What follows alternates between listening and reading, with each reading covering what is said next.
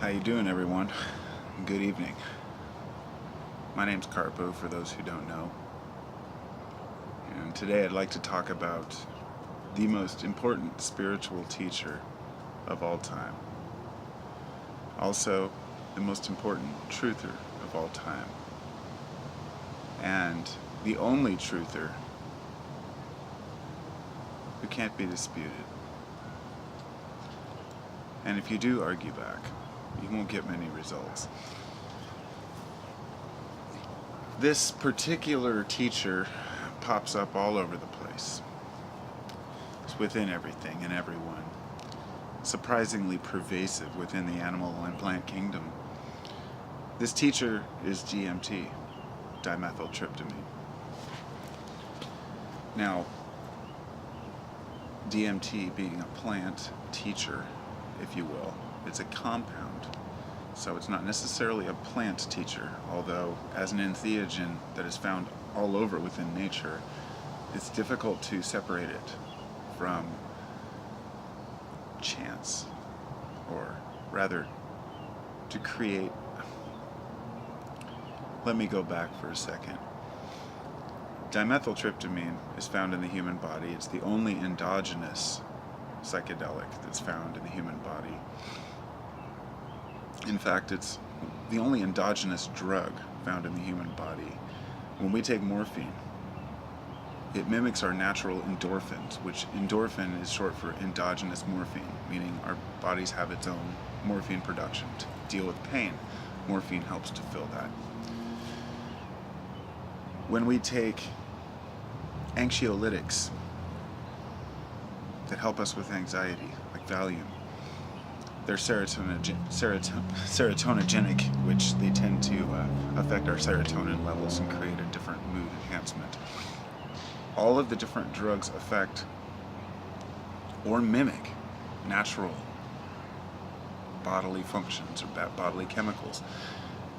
Cannabis is the perfect example because the endocannabinoid system in the body controls just about everything, from hunger to weight to immune system. And there's a chemical called anandamide, which is the only right now known endogenous cannabinoid within the body. But THC mimics anandamide, but it's not the same. And my point of talking about all these chemicals is that all of these other drugs, if you will, mimic other chemicals or replace them. But DMT is DMT. Dimethyltryptamine does not change. Now, there are different varieties of DMT.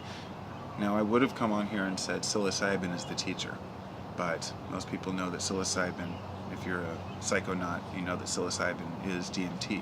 It's a form of DMT. And my belief is that mushrooms, it was a way of nature to say, hey, if you can't figure out how to mix DMT with an MAOI, well, here you go. Here are mushrooms. It's a perfect 6-hour experience that allows you to see that. It has its own built-in MAOI. For those who don't know, MAOI are monoamine oxidase inhibitors, or MAO inhibitors, which people take with certain medications because it prevents the enzyme within your liver and your body from breaking down the drug. So it allows the drug to function. If you take DMT and eat it, nothing will happen. One guy told me he was at a party, this was like just a couple weeks ago, he said he was at a party one time and somebody gave him DMT and he didn't get anything off it, so he beat the guy up. I was like, what? He's like, yeah, I ate the whole thing. I'm like, you can't eat it, you have to smoke it. He felt pretty bad. I said, man, you have to smoke DMT because that's the only way to get it to your brain quick enough. And this is why we consolidate, we make jungle spice, red DMT, you can make various degrees of it, pharmaceutical grade. But ayahuasca is the natural DMT containing, they'll use the Banisteropsis caapi vine from the jungle.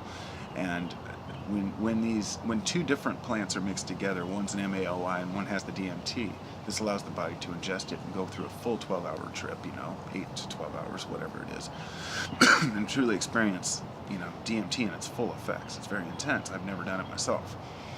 The modern day version of that is pharmahuasca, which is basically the same thing, except for you're taking pharmaceutical grade DMT rather than a plant, and you're mixing that with something like Harmala or Harmaline.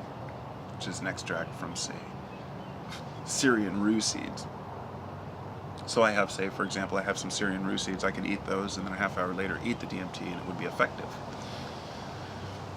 So all this talk about what DMT is hasn't really covered anything, but it's a very important subject, and all of this has to be understood, because DMT allows you to glimpse something that's very unexplainable. Like Dr. Rick Strassman has done intense research on this, and pretty much all these people who have been researching it have been trying to find a mechanism for the brain which explains the experiences that we have, such as the same experiences over many different cultures, the same explanations, the same hallucinations. And if these are all products of the brain, then that means that our subconscious acts in a way that we don't understand on a primal level that we all can relate to. If this is true, and these hallucinations, even if they are from just the mind and not from another world, it shows that there's something that we are all connected with, and we all share. And when you take DMT and you catch a glimpse of this reality, it shows you so much in such a short period of time that there's no turning back. It's like being awakened instantly, and you cannot close the door.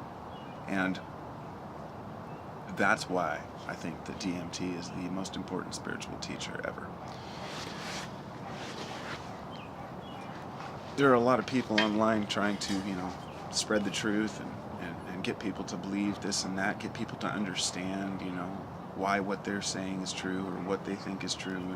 And amidst all this, we have to ask ourselves, who can we really trust to tell us the truth? Who's not going to be delusional?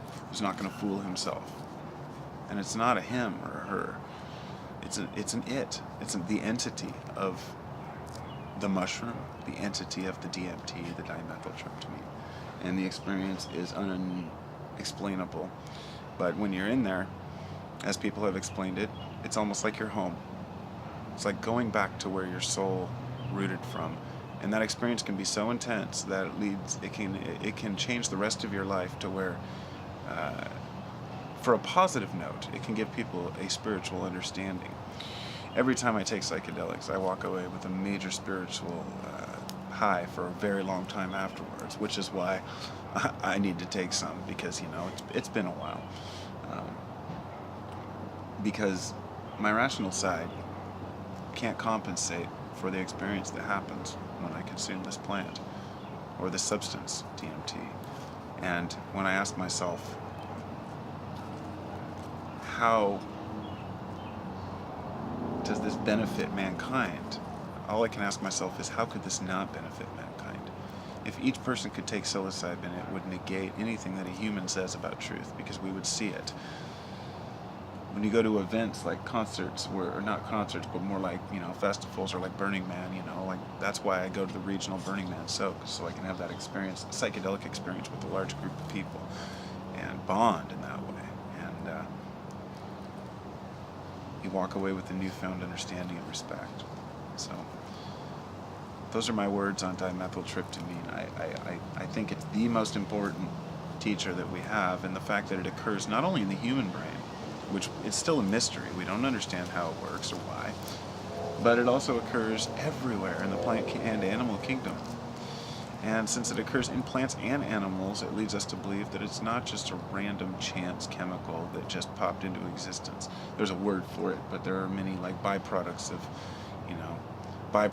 of biology, if you will. DMT is not one of them.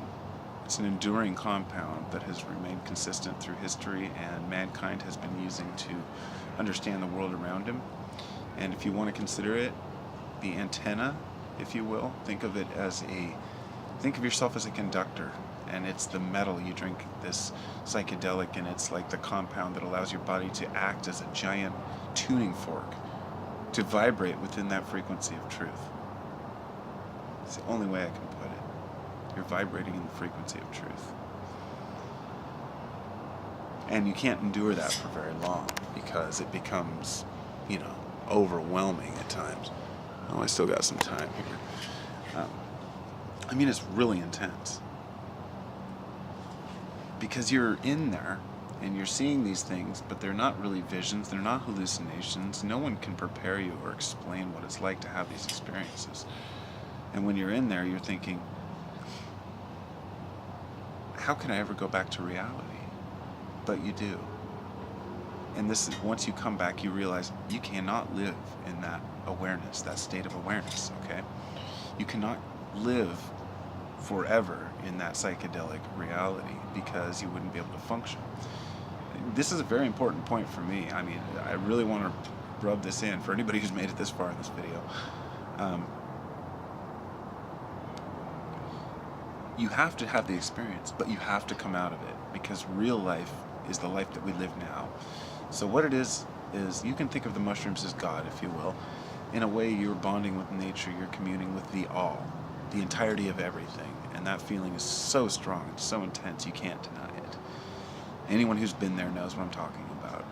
I don't even need to prove it or convince anyone. It doesn't matter to me what people think. If they think I'm delusional, if they think some part of my brain is creating this reality, perhaps. But these are shared experiences through humanity, and that was my point. Even if they are brain creations, they are a primal understanding that we all have, that we can share on one level, that we can understand each other. I've never seen two people on mushrooms getting in a fight. You know what I mean? It's a different type thing. So I think of them as kind of these antennae, okay?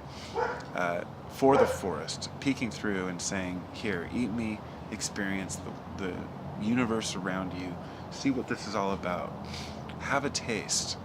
Think of it as the body of Christ, if you will. You know, that spiritual essence. He starts thinking about the mushroom cults and people that think Jesus was a mushroom and all that. None of it really matters. All we know is that psychedelics are the true teachers. And for people who are afraid to speak out on them, you know, I don't know what to say. But for me, I'm a major proponent of psychedelics, and especially of mushrooms, psilocybin, dimethyltryptamine. These experiences cannot be understood scientifically, and I won't even try to. Peace.